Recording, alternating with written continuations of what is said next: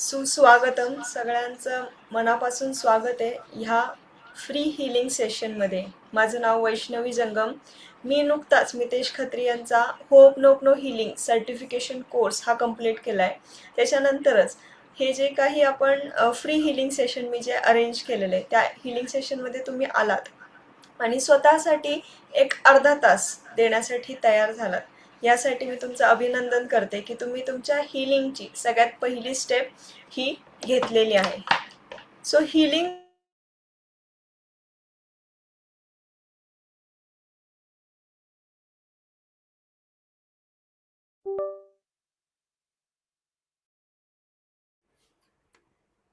Healing म्हणजे काय आणि आपण ती कशी करू शकतो आणि का करावी, ही जी काही होप नोपनोची टेक्निक आहे ती कुठून आली आणि ती होप नोपनोची टेक्निक म्हणजे काय, याबद्दल आपण थोडीशी माहिती घेऊन आपलं हिलिंगचं सेशन हे स्टार्ट करणार आहोत. सो होप नोपनो ही एक प्राचीन हवाईन टेक्निक आहे जी हिलिंग टेक्निक आहे. याचा अर्थ चुका सुधारून सर्व काही योग्य करणे. म्हणजे ज्या काही चुकीच्या गोष्टी आपल्या हातून घडलेल्या आहेत त्याची एक हिलिंग प्रोसेस करण्यासाठी आपण होप नोप नो हिलिंग हे यूज करू शकतो. आता ही टेक्निक आपल्याला काय शिकवते, तर आपल्या आयुष्यात जे काही घडलं आहे त्याची जबाबदारी आपण घेऊन आणि त्यात आत साठलेल्या ज्या काही नकारात्मक भावना आहेत, निगेटिव्ह इमोशन्स आहेत, त्या क्लीन करून आपण आपलं मन शांत करू शकतो. होप नोप कसं काम करतं, तर आपल्या मनात खूप आठवणी, भावना आणि एक्सपिरियन्सेस हे साठलेले असतात, जे आपण अगदी घट्ट धरून ठेवतो आणि ते घट्ट धरून ठेवल्याने जास्तीत जास्त आपल्याला त्रास होतो. हे इमोशन कोणते कोणते असू शकतात, तर दुःख, राग, भीती किंवा गिल्ट ह्या प्रकारचे इमोशन्स हे बाहेर येतात जेव्हा आपण आपल्या मनामध्ये काही घटना किंवा काही भूतकाळातले सिच्युएशन किंवा परिस्थिती जर धरून ठेवली, तर ते दुःख, राग, भीती आणि गिल्ट या स्वरूपात आपल्या करंट म्हणजे सध्याच्या वर्तमान काळात बाहेर येऊ शकतात. सो हेच जर आपल्याला थांबवायचं असेल आणि आपल्याला आपल्या भावनांवर कंट्रोल मिळवायचा असेल, तर आपण होप नोप टेक्निक किंवा कोणतीही चॅन्टिंग टेक्निक, ध्यान करू शकतो किंवा मेडिटेशन करून आपण ह्या इमोशन्स ह्या रिलीज करू शकतो. होप नोप मध्ये आपण सिंपल 4 वाक्य बोलतो. पहिलं वाक्य I am sorry, please forgive me, thank you आणि आय लव्ह यू. ह्या 4 वाक्यांचा एक जादुई परिणाम आपल्या शरीरावर, आपल्या डोक्यावर होत असतो. हे वाक्य जी काय आहे ते रिपीट केल्याने काय होणार, तर ते रिपीट केल्याने जसं आपण म्हणतो आपल्या शब्दात ताकद असते किंवा आपण जे बोलतो ते आपले आजूबाजूच्या गोष्टी, जे काही आजूबाजूची एनर्जी आहे ती त्याला रिॲक्ट करत असते. त्यामुळे आपल्या मनातली ही निगेटिव्ह एनर्जी या 4 वाक्याने, या हिलिंगच्या वाक्याने रिलीज होते. मनातले निगेटिव्ह इमोशन्स रिलीज होतात आणि आपल्याला हलकं व्हायला लागतं. आता होप नोप नो वापरल्यामुळं आपल्याला काय मिळणार आहे किंवा त्याचं काय महत्व आहे, तर आपलं मन शांत होतं, मन काम आणि स्टेबल राहतं, म्हणजे संतुलित मन आपल्याला मिळतं. आपल्या ज्या काही निगेटिव्ह भावना आहेत त्या रिलीज व्हायला लागतात आणि आपण ज्या काही इमोशन्स दाबून ठेवलेले आहेत, जे काही आपण धरून ठेवलंय ज्याच्यामुळे आपल्याला मन जड वाटतं किंवा हेवीनेस आपल्या चेस्टमध्ये असतो, तो रिलीज व्हायला हे होप नोप आपल्याला मदत करतं. आणि नक्कीच आपल्यामध्ये सकारात्मक ऊर्जा, इमोशनल स्ट्रेस कमी करणं, शरीर रिलॅक्स करणं, हे या होप नोपनोचं मेन आपल्याला इफेक्ट हा दिसतो. सो हे होप नोपनो शिकताना किंवा हे हिलिंग सेशन करताना आपल्याला सगळ्यात पहिल्यांदा एक प्रश्न स्वतःला विचारायचा आहे की आपण कुठे स्ट्रगल करतोय. आता आपल्या आयुष्यातले 4 एरियाज असतात, म्हणजे चार चार भाग म्हणू शकतो आपण. हेल्थ म्हणजेच आरोग्य, रिलेशनशिप म्हणजेच नातेसंबंध, करिअर म्हणजे जिथं आपण काम करतो किंवा आपलं कार्य जिथं चालू असतं, आणि मनी म्हणजेच आर्थिक बाबींमध्ये. या 4च एरियांमध्ये, या 4च आयुष्याच्या भागांमध्ये आपल्याला काहीतरी प्रॉब्लेम असतो. आता आपण ठरवायचंय की आजच्या या हिलिंग सेशन मध्ये आपल्याला कोणत्या भावनेसाठी हे हिलिंग करायचंय. म्हणजे एखादी आपली निगेटिव्ह भावना घेऊया, फॉर एक्झाम्पल भीती असेल, तर ही जी भीतीची निगेटिव्ह भावना आहे, ती निगेटिव्ह भावना या 4 एरियांमध्ये, म्हणजे असं नाही होत की ती भीती फक्त करिअरमध्येच असते. ती भीती आपल्याला आरोग्यामध्ये पण दिसते, की ज्याच्यामुळे आपण चुकीचे ऍक्शन घेतो किंवा ऍक्शनच घेत नाही. ती भीती आपल्याला आपल्या नातेसंबंधामध्ये दिसू शकते, की जिथं आपण आपल्याला स्वतःला एक्सप्रेस करणं किंवा स्वतःचे मत मांडणं किंवा स्वतःसाठी स्टँड घेणं, एक बाजू घेणं स्वतःची, हे आपण करत नाही त्या भीतीमुळे. त्यामुळे नातेसंबंधात त्या निगेटिव्ह भावनेचा परिणाम होतो. करिअरमध्ये तर जर आपण भीती आपल्या मनामध्ये असेल तर करिअरमध्ये प्रगती करणं हे अडसर आपल्याला दिसू शकते. आणि आर्थिक बाबींमध्ये पण निर्णय घेण्याची क्षमता किंवा रिस्क टेकिंग ॲबिलिटी ह्याच्यावर सगळ्यात मोठा परिणाम हा या भीतीचा असतो. सो आपण आजच्या सेशनमध्ये हे जे काही हिलिंग करणार आहे ते जर एखाद्या स्पेसिफिक इमोशनसाठी केलं, म्हणजे सगळ्याच निगेटिव्ह इमोशनसाठी केलं तर आपल्याला त्याचा इफेक्ट मिळेलच.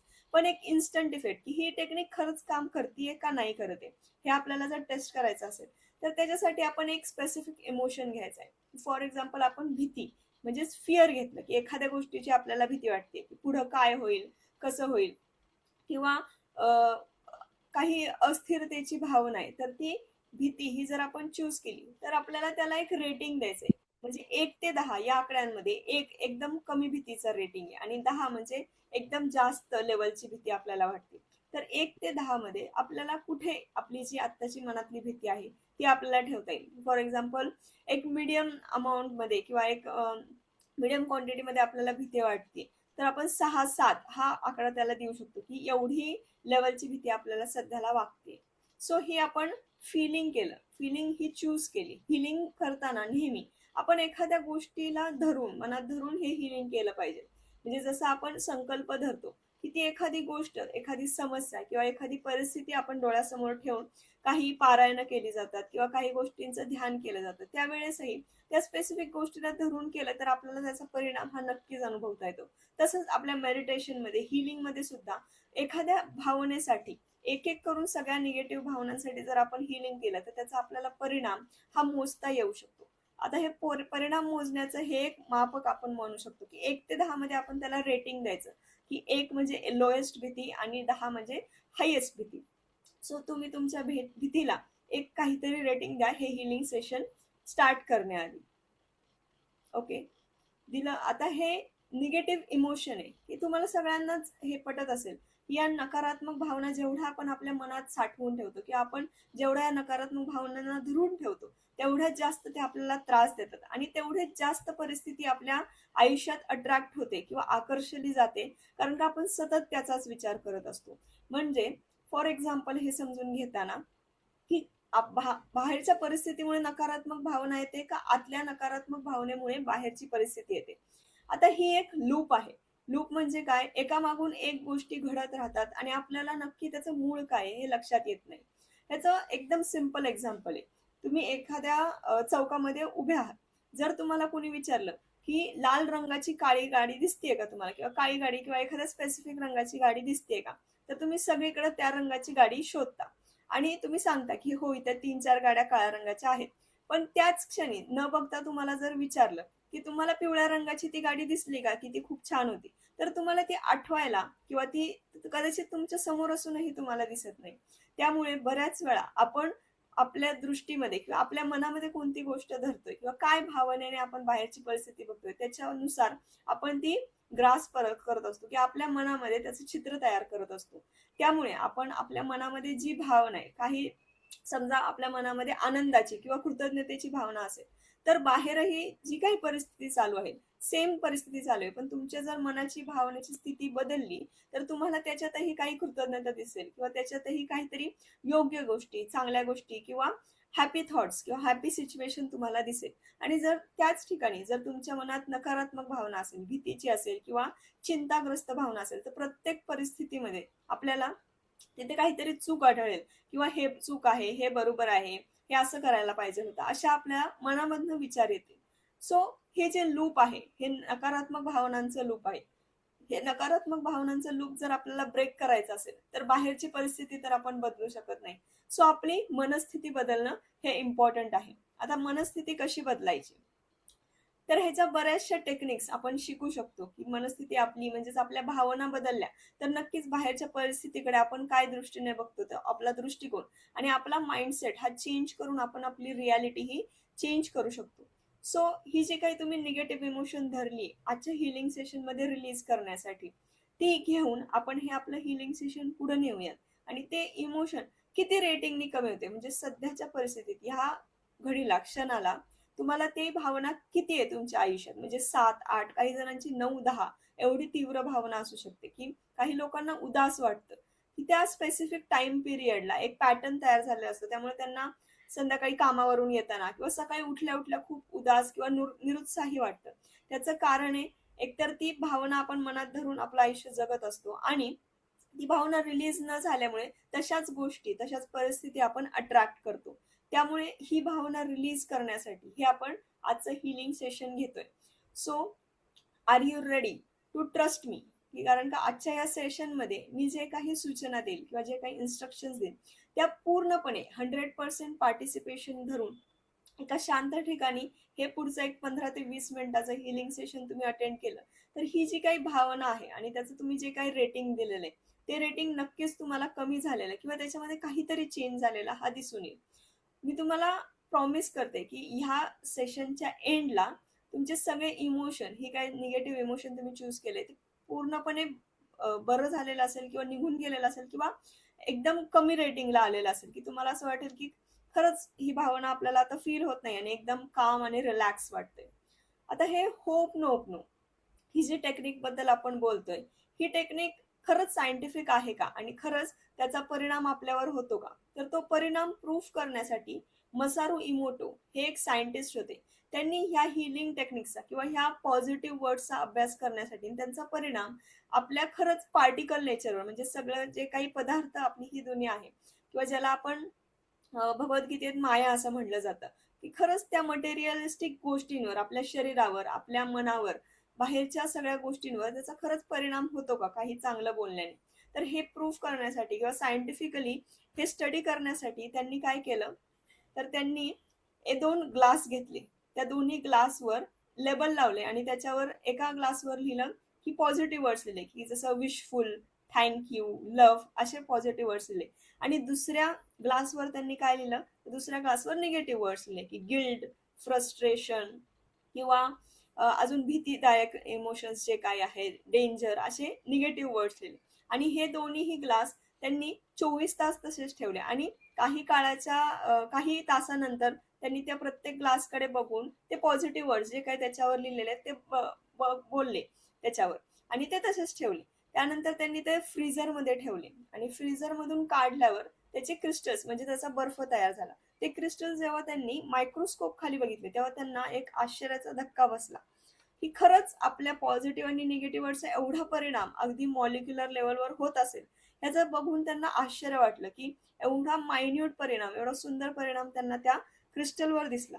आता नक्की काय परिणाम त्यांना दिसला हे आपण बघण्यासाठी ह्याची सगळा डाटा जो काही त्यांनी सायंटिस्टनी त्या एक्सपेरिमेंट केलाय त्याचा सगळा डाटा त्यांनी रिलीज केलेला आहे. सो आपण ते डायरेक्टली गुगलवर जाऊन सर्च करून मी तुम्हाला दाखवते की त्यांना या एक्सपेरिमेंटच्या एंडला किंवा एक्सपेरिमेंटच्या जेव्हा त्यांनी कंप्लीट केला तेव्हा त्यांना काय दिसलं तिथे. तो आता माझी स्क्रीन तुम्हाला दिसत असेल. फक्त आपल्याला टाकायचं आहे गुगलवर मसारू इमोटो वॉटर एक्सपेरिमेंट की लगेच तुम्हाला त्याच्या इमेजेस या दिसतील. ओके, सो ह्यातली काही एखादी इमेज, पहिलीच इमेज आपण घेऊया. सो ही तुम्हाला इमेज दिसत असेल. तर त्यांना ह्या इमेजमध्ये त्यांनी आपले मायक्रोस्कोप खाली जे काही त्यांना क्रिस्टल्स दिसले. आता ज्या पाण्याच्या मॉलिक्युल्सवर त्यांनी थँक्यू, विजडम किंवा ट्रूथ असे पॉझिटिव्ह वर्ड्स लिहिले होते त्याचे बघा एकदम सुंदर असे क्रिस्टल्स तयार झालेले आपल्याला दिसले आणि ते त्यांना सायंटिस्टला हे फाउंड झालं की खरंच ह्या पॉझिटिव्ह वर्ड्सचा पाण्याच्या प्रत्येक थेंबापर्यंत, त्या थेंबातून जे काही क्रिस्टल तयार झाले जेव्हा त्यांनी रेफ्रिजरेट केलं तेव्हा त्यांना असे सुंदर क्रिस्टल सापडले आणि ज्या पाण्यावर किंवा ज्या पाण्याच्या बॉटलवर त्यांनी यू फूल म्हणजे तू मूर्ख आहेस किंवा यू मे सिक म्हणजे तू आजारी आहेस किंवा इविल म्हणजे दुष्ट असे निगेटिव्ह वर्ड्स लिहिले त्याच्यावर असे विचित्र पद्धतीचे क्रिस्टल्स किंवा एकदम नकारात्मक भावना प्रदर्शित करणारे क्रिस्टल्स हे तयार झाले. आता हे आपल्याला हे एक्सप्लेन करतं की खरंच पाण्याचा परिणाम, आपल्या पॉझिटिव्ह वर्डचा परिणाम पाण्याच्या प्रत्येक ड्रॉप पर्यंत हा होतोय. आता ह्याच्यात अजून एक त्यांनी एक्सपेरिमेंट केला की एका पाण्यावर त्यांनी चांगले वर्ड्स लिहिले आणि दुसऱ्या पानावर काही वाईट वर्ड्स लिहिले. त्यांनी वेगळ्या वेगळ्या एरियामध्ये किंवा वेगवेगळ्या रूममध्ये ठेवून त्याच्यावर तसेच ते शब्द बोलले त्याच्यासमोर काही तास. त्याच्यानंतर ज्याच्यावर आपण निगेटिव्ह वर्ड्स लिहिले होते किंवा निगेटिव्ह वर्ड्स त्याच्यावर बोलले, त्याचं त्याच्यामध्ये काही फंगस किंवा जे काही नकारात्मक बॅक्टेरिया किंवा व्हायरसेस आहेत ते वाढलेले दिसले. आणि ज्याच्यावर आपण चांगल्या प्रार्थना लिहिल्या होत्या किंवा चांगले वर्ड्स लिहिले होते त्याच्यावर बघा असे हे सुंदर क्रिस्टल्स तयार झाले. त्यामुळे अगदी पाण्यामध्ये काही नकारात्मक जीव म्हणजेच जे काही आपण म्हणू शकतो की ज्याच्यामुळे आपल्याला त्रास होऊ शकतो, अशा नकारात्मक भावना असलेल्या गोष्टी ह्या तयार झाल्या त्या आपल्या पाण्याच्या प्रत्येक मॉलिक्यूलमुळे. आता हा एक्सपेरिमेंट आपण स्टडी करण्याचं कारण काय? कारण का आपलं शरीरही 70% पाण्याने बनलेलं आहे, बरोबर? त्यामुळे ह्या पाण्याच्या जर ड्रॉप पर्यंत ह्याचा परिणाम आपल्याला दिसत असेल, प्रत्येक क्रिस्टल त्याचं एवढं सुंदर तयार झालेलं असेल, म्हणजेच त्याचा पॉझिटिव्ह परिणाम आपल्याला मायक्रोस्कोप खाली दिसला असेल, तर आपल्याही शरीरातल्या प्रत्येक पाण्याच्या थेंबापर्यंत ह्या चांगल्या शब्दांचा, हॅपी वर्ड्सचा किंवा पॉझिटिव्ह वर्ड्सचा परिणाम होणार नाही का? तर नक्कीच होणार.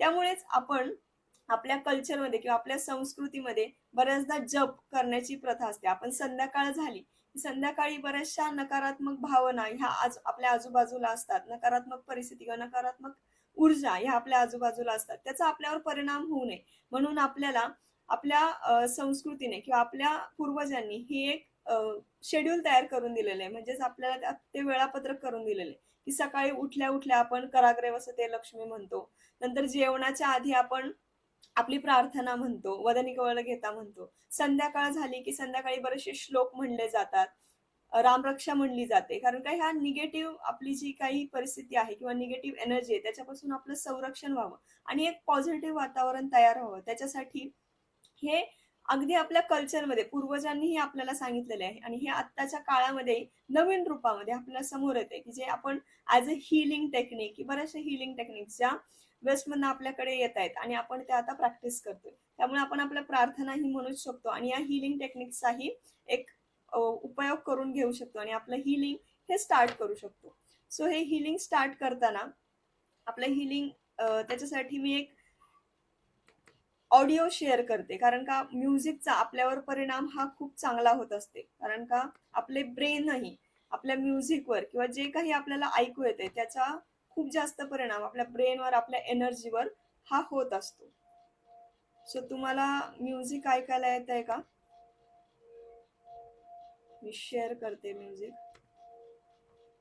आता आपण हे हिलिंग सेशन चालू करूया. हिलिंग कसं होतं ते आपण ऐकलं आणि त्याचा आता आपण खरंच अनुभव घेणार आहोत की ह्या हिलिंगचा आपल्यावर खरंच परिणाम होतो का. त्याची काही निगेटिव्ह भावना आपण मनात धरलेली, फॉर एक्झाम्पल भीती, ही आपल्या सगळ्यांना म्हणजे सगळ्या माणसांनाच भीती ही वाटतच असते. सो या भीतीला धरून आपण आपली हिलिंग ची प्रोसेस ही स्टार्ट करूया. ओके, सो हे हिलिंग करताना 4 नियम आहेत. पूर्णपणे एखाद्या शांत ठिकाणी बसायचे, पाठीचा कणा ताठ ठेवायचा आहे आणि दीर्घ श्वास घ्यायला सुरुवात करायची. मी काउंट देईल त्यानुसार श्वास आत घ्यायचा आहे आणि बाहेर सोडायचा. श्वास आत घ्या. 1 2 3 4. होल्ड. श्वास बाहेर सोडायचा आहे. 4 3 2 1. डोळे हळूच बंद करून घ्यायचे. पाठीचा कणा ताठ. पुन्हा एकदा श्वास घ्यायचा आहे. 1 2 3 4. होल्ड. 4 3 2 1. होल्ड. पुन्हा एकदा दीर्घ श्वास घ्यायचा आहे. 1 2 3 4. होल्ड. 4 3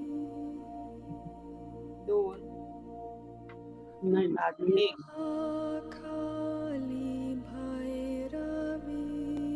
मोठा श्वास आत घ्यायचा आहे. 1 2 3 4 होल्ड. श्वास बाहेर सोडायचा आहे. 4 3 2 1. डोळे बंद ठेवायचे.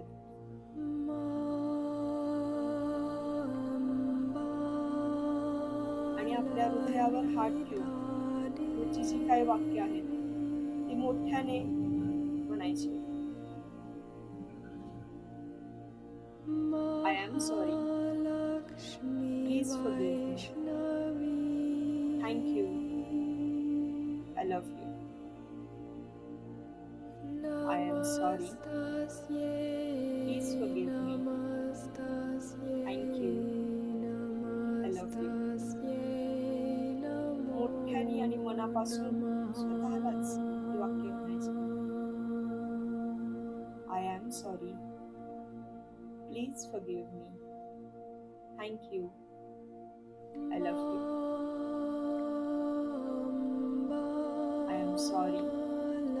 Please forgive me. Thank you. I love you. I am sorry. कारण मी स्वतःला सतत दोष देते. I am sorry. मी नकारात्मक गोष्टी वारंवार आठवत राहिले. I am sorry. मी स्वतःला माफ करायला तयार नाही. सगळ्यात पहिले आपण स्वतःचीच माफी मागितली पाहिजे. प्लीज फॉरगिव्ह मी. मला माफ कर. कारण मी स्वतःशी खूप कठोर वागले. मोठ्याने म्हणायचे, प्लीज फॉरगिव्ह मी. मी एकाच चुकीसाठी स्वतःला परत परत शिक्षा देत नव्हते. स्वतःला अडकवून ठेवले. प्लीज फॉरगिव्ह मी. मी पुढे जाण्याची स्वतःला परवानगी नाही. थँक्यू. कारण का या परिस्थितीने अनुभवाने मला शिकवलं. त्याच्यापासून शिकले. थँक्यू.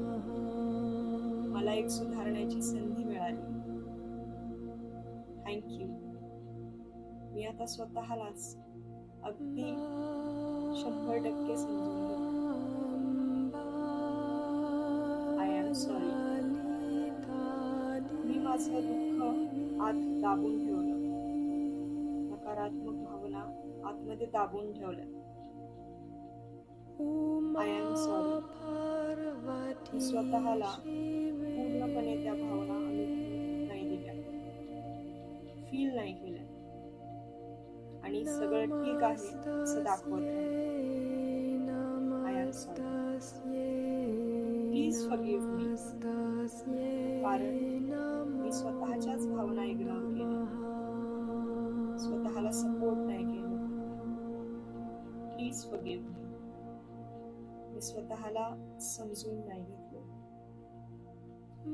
थँक्यू. माझं मन मला सिग्नल देतंय. थँक्यू. कारण का आजपासून मी हे फील करायला चालू करतो. मी स्वतःला ही परवानगी देते. फीलिंग सुरुवात करण्याची. फीलिंग सुरू करण्याची. I am sorry. मी स्वतःवर विश्वास नाही ठेवला. I am sorry. मीच माझी व्हॅल्यू कमी केली. स्वतःची इतरांशी तुलना केली. मला माफ कर. प्लीज फॉरगिव्ह मी. मी स्वतःला 100% ऍक्सेप्ट नाही केलं. दुसऱ्यावर ब्लेम केलं. स्वतःची क्षमता ओळखली नाही. प्लीज फॉरगिव्ह मी. मला माफ कर. कारण का मी स्वतःला थांबवून ठेवलं.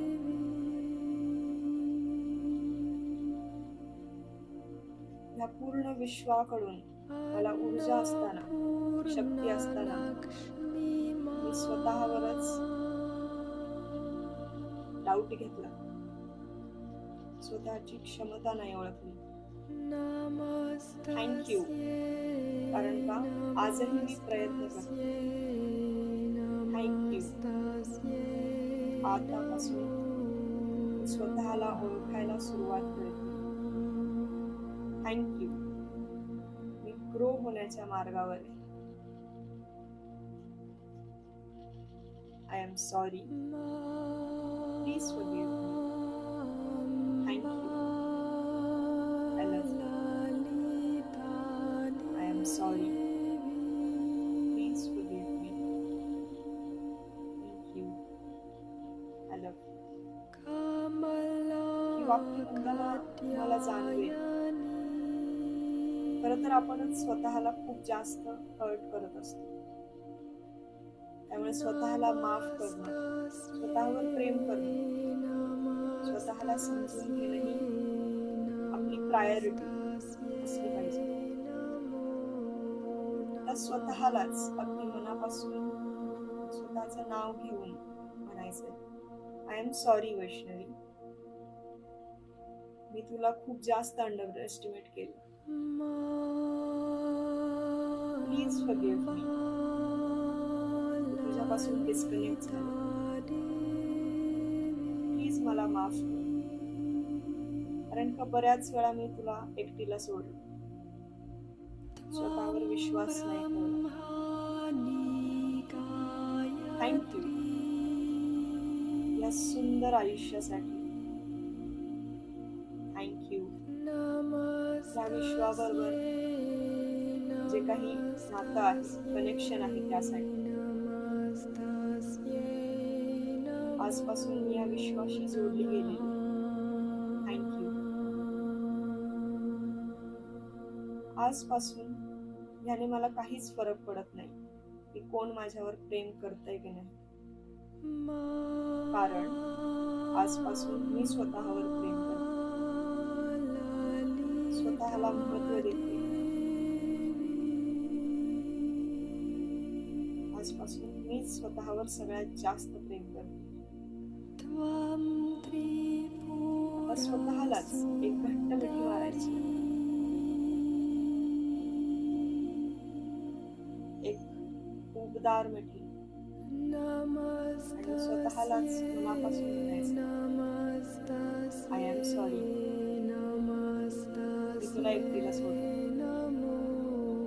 थँक्यू या रिकनेक्शन साठी. आय प्रॉमिस, मी वचन देते, तुला परत कधीच एकटीला सोडणार नाही. स्वतःबरोबर बोलणं ही खूप इम्पॉर्टंट आहे, महत्त्वाचं. मला जाणवेल तुम्ही याच प्रेमाची वाट बघत होता, हो ना? काही काळ स्वतःबरोबरच आणि स्वतःला म्हणा, आय प्रॉमिस, मी तुला परत कधीच एकटीला सोडणार. मी या क्षणाची, या अनुभूतीची वाट बघते.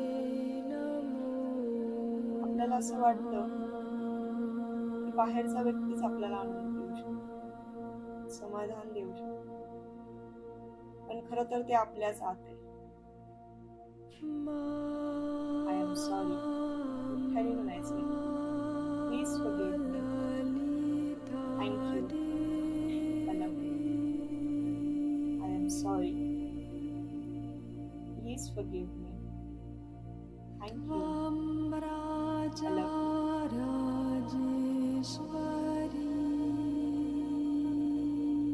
प्रत्येक श्वासाबरोबर तुमच्या आतलं प्रेम, समाधान, शांतता वाढत चालली. प्रत्येक श्वासाबरोबर आरोग्य वाढत चालले. नातेसंबंध चांगले होत चालले. अशी कल्पना करा, तुमचं करिअर एकदम उत्तम आहे, प्रगती करतात, आर्थिक ध्येय तुम्ही गाठलेली आहे, कारण का तुम्ही ही शांतता, हा आनंद, हे प्रेम अनुभवताय. जेव्हा माणूस चांगल्या भावनांमध्ये, सकारात्मक भावनांमध्ये असतो, तेव्हाच तो प्रगती करू शकतो, तेव्हाच तो बदल घडवू शकतो. त्याची पहिली पायरी आज आपण पार केलेली, चढलेली. त्यामुळे स्वतःलाच एकदा मनापासून म्हणायचं, I am sorry, please forgive me, thank you, I love you.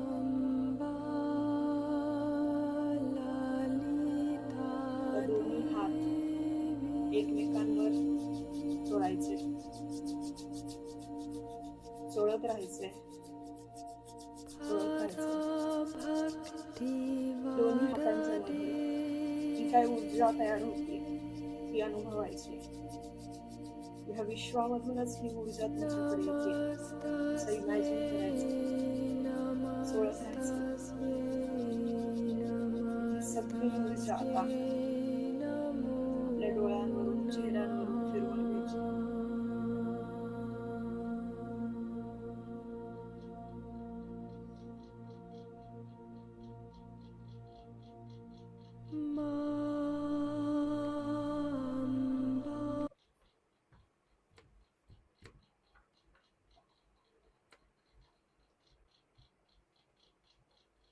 बाहेर जे आपण शोधत असतो ते खरं तर आपल्या आतमध्येच आहे.